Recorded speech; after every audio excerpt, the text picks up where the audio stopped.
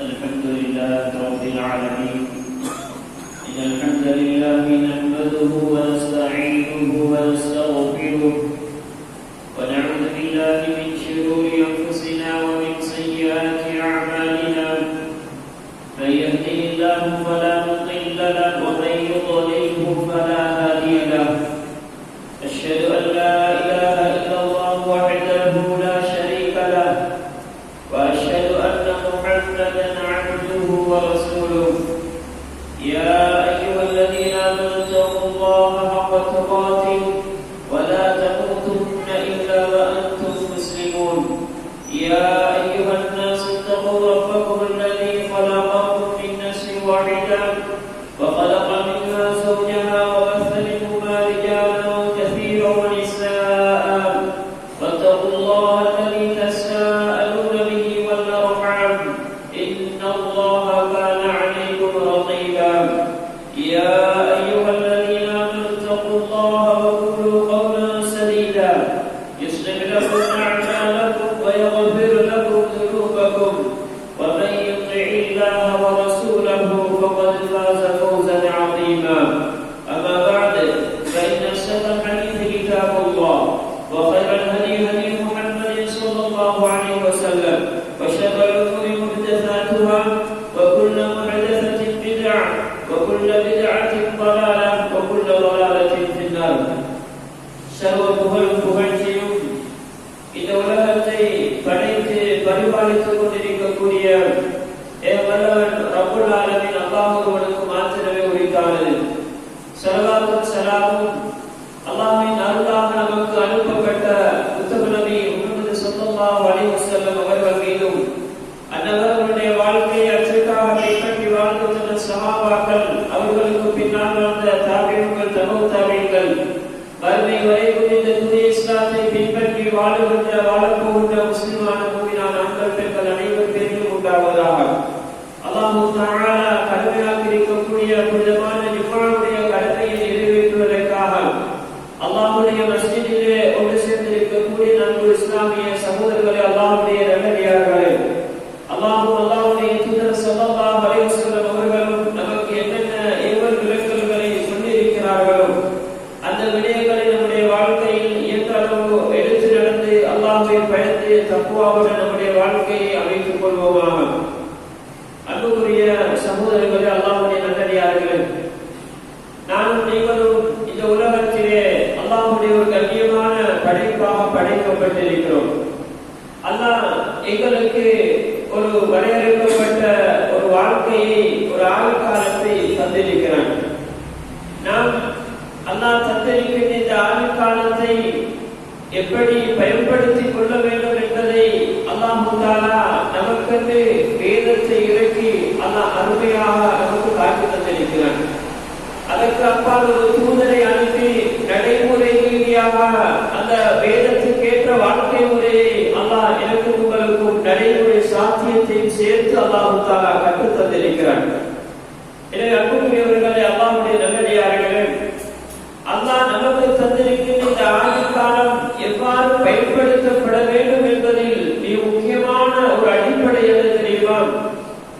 அல்லாஹ் தந்திருக்கின்ற இந்த உலக வாழ்க்கையை, இந்த உலகத்தை எந்த இடத்திலே வைத்து மதிக்க வேண்டும், அதற்கு என்ன அந்தஸ்து கொடுக்க வேண்டும் என்பதை நாம் பிழையாக புரிந்துவிட்டோம் என்றால் அல்லாஹ் தந்திருக்கின்ற இந்த உலக வாழ்க்கையை நாம் பிழையாகத்தான் பயன்படுத்த போகிறோம். எனவே அன்புக்குரியவர்களே, அல்லாஹ்வுடைய நல்லடியார்களே, இந்த உலக வாழ்க்கையை பற்றி அல்லாஹ் அல்-குர்ஆனில் பல இடங்களிலே வர்ணிக்கின்றான். இந்த உலக வாழ்க்கையினுடைய யதார்த்தத்தை, இயல்பை அல்லாஹ் பல இடங்களிலே சொல்லுகிறான். நபிகளார் ஸல்லல்லாஹு அலைஹி வஸல்லம் அவர்கள் பல சந்தர்ப்பங்களில் இதன் இயல்பை நாம் புரிந்து கொள்வதற்காக பல இடங்களில் உணர்த்தினார்கள். இந்த துன்யா என்பது இது இனிமையானது, இது பசுமையானது, இது கவர்ச்சியானது என்ற பகுதிகளை எல்லாம் நபிகளார் ஸல்லல்லாஹு அலைஹி வஸல்லம் அவர்கள் சொல்லியிருக்கிறார்கள். அல்லாஹ் அல்-குர்ஆனில் இந்த உலக வாழ்க்கையினுடைய இயல்புகளை பற்றி, அதிலே அதிகரித்திருக்கின்ற விடயங்களை பற்றி எல்லாம் அல்லாஹ் ஆங்காங்கே பல இடங்களிலே சொல்கிறார். இப்படி சொல்லுகின்ற ரப்புல் ஆலமீன் இந்த உலகத்தை வெறுமனே ஒரு நீருக்கு ஒப்பிட்டு சொல்கிறான். அது எப்படி கடைசியிலே அதிலிருந்து அல்லாஹ் தஆலா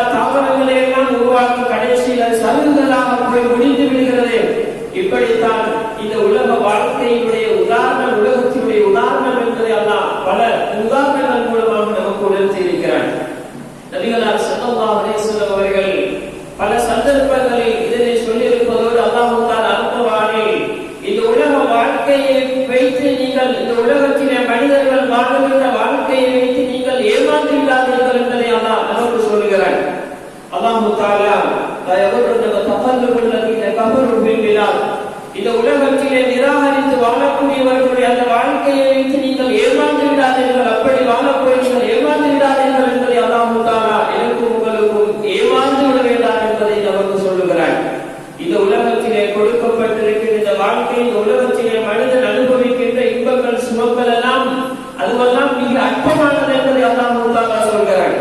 இதுவெல்லாம் ஏமாற்றுத்தனமான இன்பம் மத்தாவுல் குரூர் என்பதை அல்லாஹ் தஆலா அல்-குர்ஆனிலே சொல்கிறார். இந்த உலக வாழ்க்கையை காணுவதை வைத்து இந்த உலகத்திலே மனிதன் அனுபவிக்கின்ற இன்பங்களையும் சுகங்களையும் நாம் பெரிய இடம் கொடுத்து மதிப்போம் என்றிருந்தால் நாம் வறுமை வாழ்க்கையை கை செய்த நிலையிலே சந்திக்க வேண்டி வரும் என்பதை மறந்துவிடக் கூடாது. அன்புக்குரியவர்கள், அல்லாஹ்வுடைய நல்லடியார்களே, முதலாவது இந்த உலகம் அல்லாஹ்விடத்திலே எந்த மதிப்பிலே இருக்கிறது என்றால் நபிகளார் ஸல்லல்லாஹு அலைஹி வஸல்லம் அவர்கள் சொன்னார்கள், இந்த உலகம் என்பது அல்லாஹ்விடத்திலே ஒரு ஈயினுடைய ஒரு இறக்கைக்கு கூட அல்லாஹ்விடத்திலே பெறுவது கிடையாது. இந்த உலகம் என்பது என்னையும் உங்களையும் படைத்த ரப்பிடத்திலே எந்த இடத்திலே இருக்கிறது என்றால் அது ஒரு ஈயினுடைய ஒரு இறக்கைக்கு கூட பெறுவது என்பதாக இருக்கிறது. நபிகளார் ஸல்லல்லாஹு அலைஹி வஸல்லம் அவர்கள் சொன்னார்கள், அப்படி இல்லை என்றிருந்தால் அல்லாஹ்விடத்திலே மதிப்புக்குரிய ஒன்றாக இருக்குமாக இருந்தால் அல்லாஹ் காபிருக்கு ஒரு சொட்டு நீரை கூட புகட்ட மாட்டான் என்று நபிகளார் ஸல்லல்லாஹு அலைஹி வஸல்லம் அவர்கள் சொன்னார்கள். அந்த அளவுக்கு அற்பமான ஒரு உலகத்திலே தான் நானும் நீங்களும் வாழ்ந்து கொண்டிருக்கிறோம். நபிகளார் இன்னொரு சந்தர்ப்பத்திலே உதாரணத்தோடு புரிந்து கொள்ளும் விதத்திலே சஹாபாக்கள் உணர்த்தினார்கள். ஒரு செத்த ஆடை வீசப்பட்டிருக்கிறது, உரிமையாளர்கள் கிட்டே இருக்கிறார்கள். நபிகளார் ஸல்லல்லாஹு அலைஹி வஸல்லம் அவர்கள் சொன்னார்கள், உங்களுக்கு இந்த செத்த ஆடை எப்படி மதிப்பற்றதாக இருக்கிறதோ அல்லாஹ்விடத்திலே இந்த உலகம் என்பதை அதைவிட மதிப்பற்றது என்று நபிகளார் ஸல்லல்லாஹு அலைஹி வஸல்லம் அவர்களிடத்திலே உரையாடி சில கேள்விகளை கேட்டு அருமையாக உணர்த்தினார்கள். கூறியவர்களே, எனவே நாம் இந்த உலகம் என்னையும் உங்களையும் படைத்த நானும் நீங்கள் ஈமான் கொண்டு வாழ்கின்ற ரப்பிடத்திலே எந்த மதிப்பு கொண்டு அகற்றப்பட்டிருக்கிறது என்பதை சரியாக புரிந்து கொள்ளவில்லை என்றிருந்தால் நாம் இந்த உலகத்தை பெரிதாக மதித்து இந்த உலகம் தான் இதில் தான் வாழ்க்கை இருக்கிறது என்பதை நாம் பெரிதுபடுத்திக் கொள்வோம் என்றிருந்தால் நாம் அல்லாஹ் தந்த இந்த வாழ்க்கையை பிழையாக பயன்படுத்தி விடுவோம் என்பதை மிக தெளிவாக இருக்க வேண்டும். கூறியவர்களே, அல்லாஹ் அல்-குர்ஆனில் நபிகளார் அப்படி ஹதீஸ்களில் எப்படியெல்லாம் உதாரணங்கள் சொல்லி எனக்கு உங்களுக்கு படித்து தருகிறார்கள் உலகத்தை எந்த இடத்திலே வைத்து மதிக்க வேண்டும் என்பதை. நபிகளார் ஸல்லல்லாஹு அலைஹி வஸல்லம் அவர்கள் இன்னொரு ஹதீஸிலே சொன்னார்கள், நபிகளார் ஸல்லல்லாஹு அலைஹி வஸல்லம் இந்த உலகத்திலே இருக்கின்ற அந்த இன்பங்களையும் மறுமையோடு அல்லாஹ் அங்கு வைத்திருக்கின்ற இன்பங்களையும் ஒப்பிட்டு அழகான ஒரு செய்தி சொன்னார்கள். இல்லா கமா யஜஅலு இஸ்பஅஹு ஃபில் யதி ஃபல்யன்ظுர் இன் யர்ஜி. நபிகளார் ஸல்லல்லாஹு அலைஹி வஸல்லம் அவர்கள் சொன்னார்கள், இந்த உலகத்திலே மனிதன் அனுபவிக்கின்ற இன்பங்களும் சுகங்களும் மறுமையோடு ஒப்பிட்டு பார்க்கின்ற பொழுது அதற்கு இந்த இரண்டுக்கும் இடையிலே உள்ள வித்தியாசம் என்ன தெரியுமா? நபிகளார் ஸல்லல்லாஹு அலைஹி வஸல்லம் அவர்கள் சொன்னார்கள், உங்களில் ஒருவர் தன்னுடைய விரலை எடுத்து அப்படியே கடலிலே போடுகிறார். கடலிலே போட்டுவிட்டு அப்படியே அந்த விரலை எடுத்து பார்க்கின்ற பொழுது என்ன அவருடைய விரலிலே நிச்சயமாக போகிறது? மறுமை என்பது அவ்வளவு கடல் போன்றது. அதன் இன்பங்களும் சுகங்களும் அந்த அளவுக்கு விசாலமானது.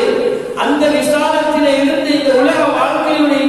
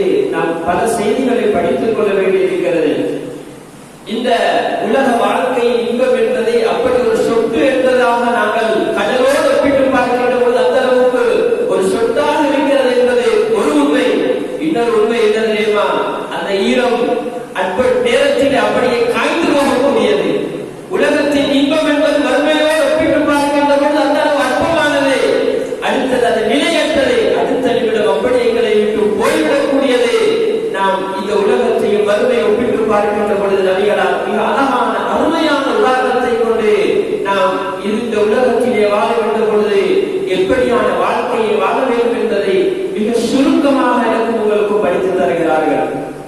அன்புக்குரியவர்களே, அல்லாஹ் தந்திருக்கின்ற இந்த அற்பமான இந்த வாழ்க்கையில் நானும் நீங்களும் என்ன செய்து கொண்டிருக்கிறோம்? நானும் நீங்கள் எதற்கு பின்னால் அலைந்து கொண்டிருக்கிறோம்? நபிகளார் சொன்னார்களே, அப்படி காய்ந்து அந்த ஈரமாக நபிகளார் அடையாளப்படுத்தின விரலை போட்டதன் பின்னர் எஞ்சக்கூடியது அது இருக்கிறது. அந்த ஒரு சொத்தை பெற்றுக் கொள்ள வேண்டும் என்பதற்காகத்தான், அந்த உலகத்தினுடைய அந்த அற்பமான இன்பத்துக்காகத்தான் நானும் நீங்களும் அலைந்து திரிந்து கொண்டிருக்கிறோம். இரவு பகலாக உழைத்துக் கொண்டிருக்கிறோம். இரவு பகலாக அது கிடைக்க வேண்டும் என்பதற்காகத்தான் நம்முடைய உள்ளம் துடித்துக் கொண்டிருக்கிறது. இந்த கடலை ஒரு பக்கம் நாம் ஒதுக்கிவிட்டு புறக்கணித்து விட்டு வாழ்கிறோம் என்பவர்களே, நாம் இந்த உதாரணத்தில் இருந்து படிக்க வேண்டிய பாடங்களை சரியாக படித்துக் கொள்ள வேண்டும் என்பவர்களே. அல்லாஹ்வுக்காக, நம்முடைய மறுமைக்காக, ஆசிரத்துக்காக தயார்படுத்த வேண்டிய அந்த வேலைகளில் ஈடுபடுவது என்பது, அதற்காக நம்முடைய கால நேரங்களை ஒதுக்குவது என்பது எந்த அளவு இருக்க வேண்டும் என்பதை இந்த உதாரணத்தில் இருந்து நாம் படித்துக் கொள்ள வேண்டும் என்பவர்களே. நாம் இப்படி அல்லாஹ்வுடைய தூதருடைய இந்த பொன்னான வார்த்தைகளை ஈமான் கொண்டு அதை உண்மையாக ஏற்று வாழ்ந்து கொண்டிருந்தால் நாம் இந்த உலகத்திலே எதற்கு மதிப்பு கொடுத்து எதனை எந்த இடத்திலே வைக்க வேண்டும் என்பதை சரியாக புரிந்து கொள்ள வேண்டும். நாம் இந்த உலகத்திலே வாழுகின்ற பொழுது நம்முடைய வாழ்நாள் எப்படி ஓடிக்கொண்டிருக்கிறது, எதிரே கழிந்து கொண்டிருக்கிறது. இந்த அற்பமான சொற்பமான இன்பத்திற்கு பின்னால் நான் அடைந்து திரிந்து என்னுடைய அல்லாஹ் தந்த ஆயுள் காலத்தை அப்படியே அதிலேயே அழித்துக் கொண்டிருக்கிறேனா? அதிலே என்னுடைய வாழ்க்கையுடைய கால நேரங்கள் எல்லாம் அப்படியே அதற்கு பின்னாலேயே அழிந்து தொலைந்து கொண்டிருக்கிறதா? நாம் இந்த இன்பத்தை இந்த உலகத்தின் இன்பங்களை, இதன் சுகங்களை இப்படி பெற்றுக் கொள்வது அது ஒரு நிலை அல்ல. அது நமக்கு வறுமைக்கு கூட அப்படி பயனை பெற்றுத்தரக்கூடியது அல்ல என்ற அந்த உண்மையை உள்ளத்திலே ஆழமாக பதிந்து கொள்ள வேண்டும் கூறியவர்களே. நாம் இந்த உலக வாழ்க்கையை வீணும் விளையாட்டும் கேளிக்கையும் நாம் இந்த உலகத்திலே அல்லாஹ்வுவிலே சொல்லுவதை போன்று அவன் அதிகம் வேண்டும் என்று தன்னுடைய சொத்துக்களை சேர்த்துக் கொள்வதும் அதனை பெருக்கிக் கொள்வதும் என்று அதிலே தன்னுடைய வாழ்க்கையை அப்படியே மாய்த்துக் கொண்டிருக்கிறான். அடிப்படையை யதார்த்தத்தை பிழையாமல் புரிந்ததன் விளைவுதான் அவன் இந்த உலகத்திலே அல்லாஹ் எனக்கு தந்த வாழ்க்கை எதற்கு என்ற அந்த அடிப்படையை தெரியாமல் அல்லது அந்த அடிப்படையை மறந்து கொண்டு ஒரு ஏமாற்றமான வாழ்க்கையை வாழுகிறான் என்ற அந்த அடிப்படையை அல்லாஹ் இந்த வசனங்களூடாக எனக்கு உங்களுக்கு படித்து தருகிறான். எனவே அன்புக்குரியவர்கள், அல்லாஹ்வுடைய நல்லடியார்களே, நபிகளார் ஸல்லல்லாஹு அலைஹி வஸல்லம் அவர்கள் இந்த உலக வாழ்க்கையினுடைய யதார்த்தத்தை வஹீயிலே இருந்து படித்துக் கொண்டார்கள். சஹாபாக்கள் அதனை படித்துக் கொண்டார்கள். இந்த உலகத்திலே தான் எதில் கவனம் செலுத்த வேண்டும், எது எனக்கு முக்கியமானது, எது எனக்கு அவசியமானது, நான் எதற்காக உழைக்க வேண்டும், எது தவறினால் நான் கவலைப்பட வேண்டும் என்ற அந்த யதார்த்தங்களை சரியாக புரிந்து நிரந்தர வாழ்க்கைக்கு, நிரந்தர கண்குளிர்ச்சிக்காக, நிரந்தர இன்பத்துக்காக அவர்கள் சேமிக்க வேண்டியதை சரியாக சேமித்து வெற்றி பெற்று இந்த உலகத்தில் இருந்து விடைபெற்று சென்று விட்டார்கள் என்றால் அவர்களுடைய வாழ்க்கையிலிருந்து நாம் நீங்கள் படிப்பிடுகிற வேண்டும். சஹாபாக்கள் எப்படிப்பட்ட வாழ்க்கையை வாழ்ந்து கொண்டிருந்தவர்கள், இந்த உலகத்தினுடைய இன்பங்கள் சுகங்கள் என்று பலதிலும் மூழ்கி கிடந்தவர்கள், அல்லாஹ் தடுத்த பாவங்கள், பெண் மதுவன்று இப்படியான விடயங்களில் எல்லாம் நிறைய சூழலை அனுபவித்துக் கொண்டு அதுதான் வாழ்க்கை என்று, இதுதான் எனக்குரிய வாழ்க்கை, இதுதான் உலகம், இன்னொரு வாழ்க்கை கிடையாது என்ற மாதிரியான ஒரு வாழ்க்கையை வாழ்ந்து கொண்டிருந்தார்கள். அவர்கள் இஸ்லாத்துக்கு வந்ததற்கு பின்னர் வாழ்ந்த வாழ்க்கை என்ன? அவர்கள் அப்படி இஸ்லாத்துக்கு வராத நிலையிலே அவர்கள் வாழ்ந்திருந்தால் அவர்களுக்கு இந்த சுகங்களை எல்லாம் அனுபவித்திருக்கலாம், இந்த உலகத்தினுடைய இன்பங்களை எல்லாம் அவர்களுக்கு நிரப்பமாக அடைந்திருக்கலாம். ஆனால் அன்புக்குரியவர்களே, இந்த உலக வாழ்க்கையுடைய யதார்த்தத்தை, உலகத்தினுடைய பெருமதியை சரியாக எப்பொழுது புரிந்தார்களோ அப்பொழுது அத்தனையும் துறந்துவிட்டு வந்தார்களே சஹாபாக்கள். தன்னுடைய உறவுகளை வேண்டுமா, தன்னுடைய சொத்து செல்வங்களை வேண்டுமா, அனைத்தையும் துறந்துவிட்டு மதீனாவுடைய வாழ்க்கைக்கு வந்தார்களே. அவர்களுக்கு இவ்வளவு சொத்தா, இவ்வளவு பெருமதியான மலைகளை போன்ற சொத்துக்களை எல்லாம் விட்டுவிட்டு வந்தார்கள். தான் வாழ்ந்த, தன்னோடு ஒன்றாக வாழ்ந்த தன்னுடைய தந்தையை, தன்னுடைய பிள்ளையை, தன்னுடைய மனைவி என்று அனைத்தையும் அற்பமான ஒரு இடத்திலே வைத்துவிட்டு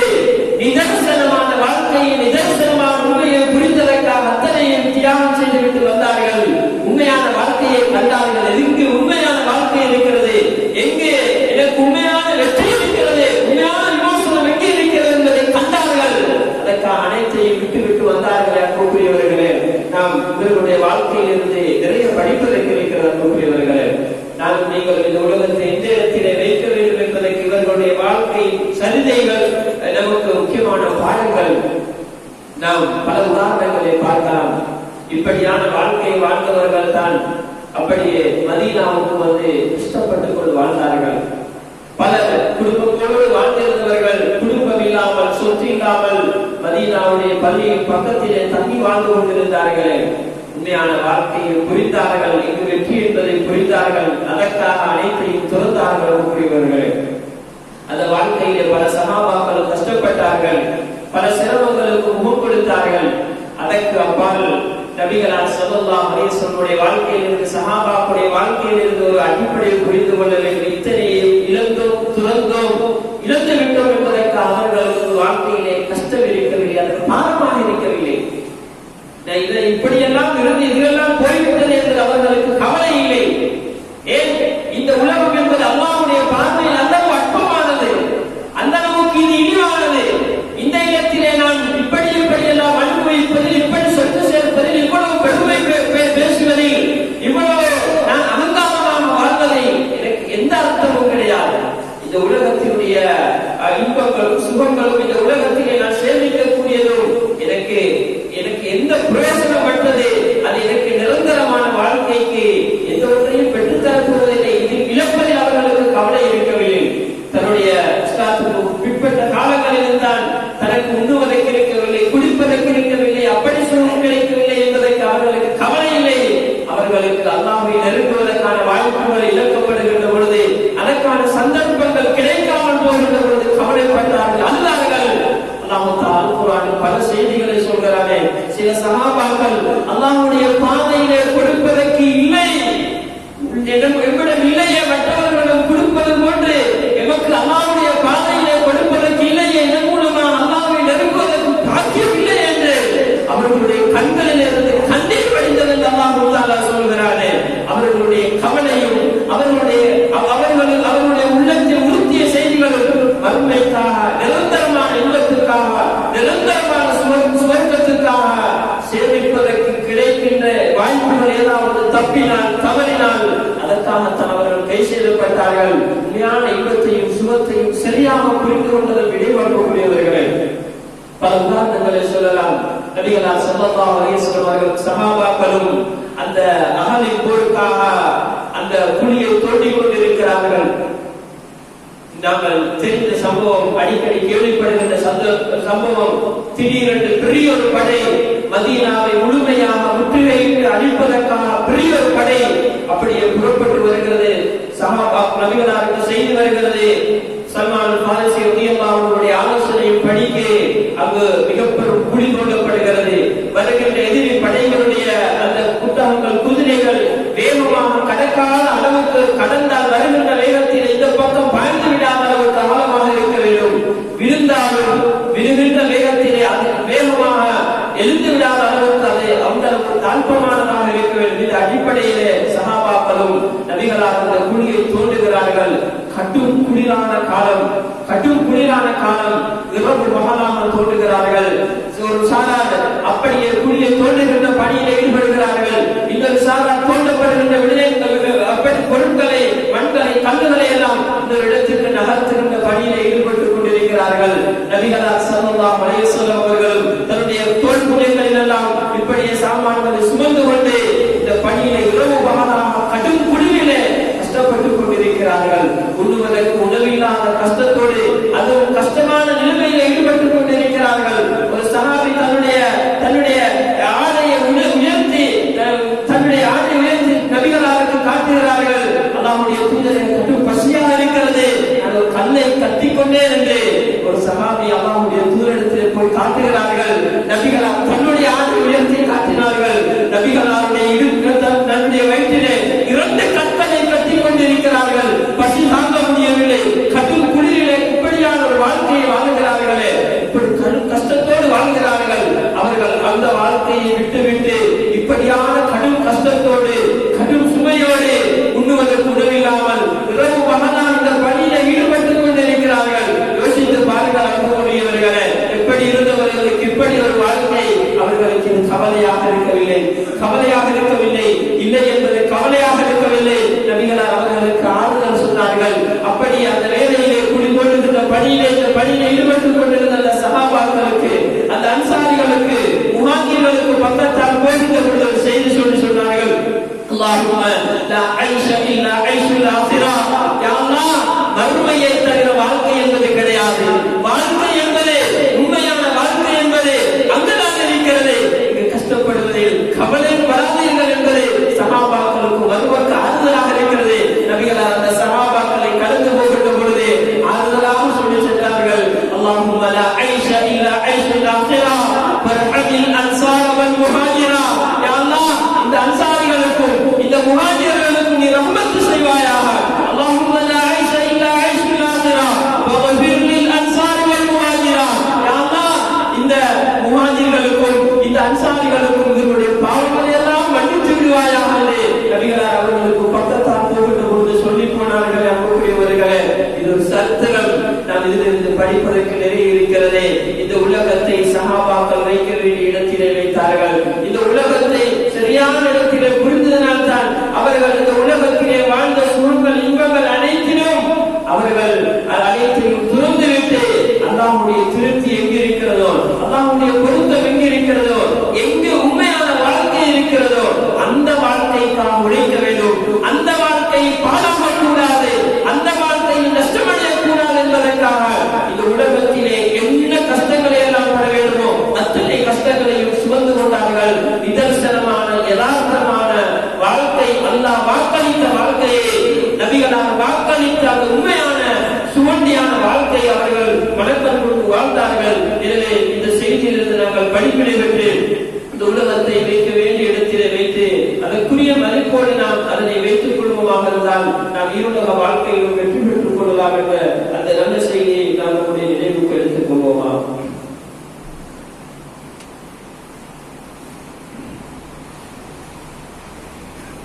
அல்ஹம்துலில்லாஹி ரப்பில் ஆலமீன். والصلاة والسلام على رسول الله وعلى آله وصحبه أجمعين. அன்புக்குரிய சகோதரர்களே, அல்லாஹ்வுடைய நல்லடியார்களே, அல்லாஹ் எனக்கும் உங்களுக்கும் இந்த உலகத்திலே தந்திருக்கின்ற இந்த உலகத்தை பற்றிய சரியான புரிதலை புரிந்து கொண்டு இந்த உலகத்திலே அப்படியாக இருந்தால் நான் என்ன செய்ய வேண்டும், நான் எதிலே கவனம் செலுத்த வேண்டும், எது எனக்கு தப்பிவிடக் கூடாது. அல்லாஹ் எனக்கும் உங்களுக்கும் இந்த உலகத்திலே ஒவ்வொருவருக்கும் ஒவ்வொரு விதமான வாழ்க்கையை வைத்திருக்கிறான். ஒவ்வொருவரையும் ஒவ்வொரு விதமான படிநிலைகளிலே வைத்திருக்கிறான். அது அல்லாஹ்வுடைய வழிமுறை அப்படித்தான். ஆனால் நாம் என்ன நிலையில இருந்தாலும், என்ன படிநிலையில வாழ்ந்து கொண்டிருந்தாலும், என்ன பருவத்திலே வாழ்ந்து கொண்டிருந்தாலும் நாம் அடிப்படையாக செய்து கொள்ள வேண்டியதை சரியாக செய்து கொள்ள வேண்டும். அது என்ன பருவமாக இருந்தாலும், என்ன படிநிலையாக இருந்தாலும், என்ன சூழலிலே இருந்தாலும் நான் எனக்கு தந்திருக்கின்ற உலக வாழ்க்கையில் இருந்து அடைய வேண்டிய அந்த இலக்கை சரியாக அடைந்து கொள்வதை திட்டமிட்டுக் கொள்ளவில்லை என்றிருந்தால் நாம் அல்லாஹ்விடத்தில் மாற்றிக் கொள்வோம். அன்புக்குரியவர்களே, எனவே அல்லாஹ் தந்திருக்கின்ற ஆயுள் காலமாக இருக்கேனும், அல்லாஹ் எனக்கு தந்திருக்கின்ற நேரமாக இருந்தாலும், அல்லாஹ் எனக்கு தந்திருக்கின்ற அறிவாக இருந்தாலும், அல்லாஹ் எனக்கு தந்திருக்கின்ற சொத்துக்களாக இருந்தாலும் அதனை நான் எப்படி அடைந்து கொள்ள வேண்டும், அதனை நான் என்ன செய்ய வேண்டும், அதனை நான் எப்படி பயன்படுத்திக் கொள்ள வேண்டும் என்பதில் நாம் சரியான அறிவை பெற்றுக் கொள்ள வேண்டும். அன்புக்குரியவர்களே, நாம் உலகத்தை பற்றிய சரியான மதிப்பை சரியாக வைத்துக் கொண்டால்தான் நாம் இதனை எப்படி பெற்று எப்படி அதனை வைத்துக் கொண்டு எப்படி பயன்படுத்த வேண்டும் என்பதில் சரியான முறையில் நடந்து கொள்வோம். அன்புக்குரியவர்களே, சஹாபாக்கள் அல்லாஹ் அவர்களுக்கு கொடுத்த அந்த வாழ்க்கையை எப்படி பயன்படுத்தினார்கள் என்பதை நாம் நடைமுறை ரீதியாக ஒரு சமூகமே வாழ்ந்து காட்டியிருக்கிறது. அன்புக்குரியவர்களே, அல்லாஹ் தஆலா அப்படி ஒரு சமூகத்தையே வாழ வைத்து நமக்கு பாடம் படித்து தந்திருக்கிறார். அவர்களுக்கு கிடைத்த நேரங்களை எப்படி பயன்படுத்தினார்கள், அவர்களுடைய இரவு பொழுதுகள் எப்படி கழிந்தன, அவர்களுடைய பகல் பொழுதுகள் எப்படி கழிந்தன, எப்படி இரவு வணக்கங்களில் கழிந்தன, பகல் பொழுதுகளில் நோன்பு போன்ற வணக்கங்கள் என்று அல்லாஹ் அவர்களுக்கு கொடுத்த சொத்துக்களை அதனை வைத்து எதனை அடைவதற்கு முயற்சி செய்தார்கள். அந்த அல்லாஹ் கொடுத்த சொத்தை வைத்து அவர்கள் அடைவதற்கு என்னென்ன விதங்களில் எல்லாம் அவர்கள் கையாண்டார்கள் என்பதை எல்லாம் நாம் அவர்களுடைய வாழ்க்கையில் இருந்து நிறைய படிக்கிறோம். அன்புக்குரியவர்களே, அந்த வாழ்க்கை தான் நிதர்சனமான வாழ்க்கைக்கான தயார்படுத்தல். அன்புக்குரியவர்களே, நாம் சஹாபாக்களுடைய வாழ்க்கையிலே அவர்களுக்கு காணப்பட்ட இபாதத், அவர்கள் அல்லாஹ்வுக்கு செய்ய வேண்டிய விடயங்களை சரியாக செய்து கொண்டார்கள். அவர்கள் இந்த உலகத்திலே ஒரு அத்தன்ச நசீபக மின துன்யா, இந்த உலகத்திலே நமக்கு ஒரு பங்கு இருக்கிறது, அதனை